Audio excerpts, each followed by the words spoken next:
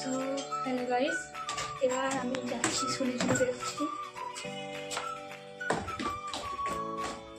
আর যা তোমাদের এটা সেকেন্ড পার্ট, যারা ফার্স্ট পার্ট দেখোনি তারা দেখে এসো।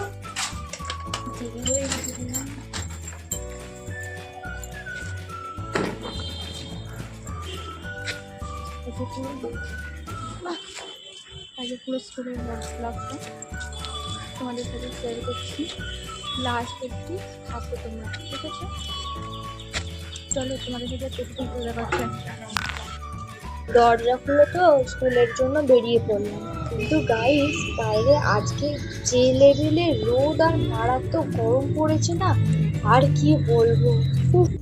ব্যাস টোটো পেয়ে গেছি, এবার একদম জন্মনে হাওয়া খেতে খেতে আমার স্কুলের দিকে যাওয়া শুরু। চারপাশে দোকানপাট আর রাস্তাগুলো চলন্ত অবস্থায় দেখতে কি যে দারুণ লাগছে।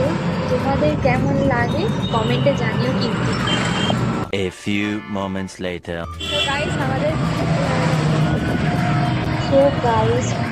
অবশেষে হেঁটে উঠে পড়লাম।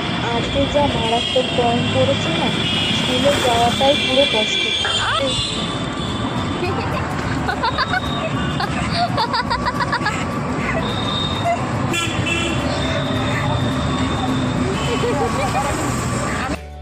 আর এই দেখো টোটো থেকে আমাদের চারপাশের ভিউটা। চলন্ত টোটোয় বসে এই চেনা রাস্তা দেখতে কিন্তু আমার বেশ হেব্বি লাগে।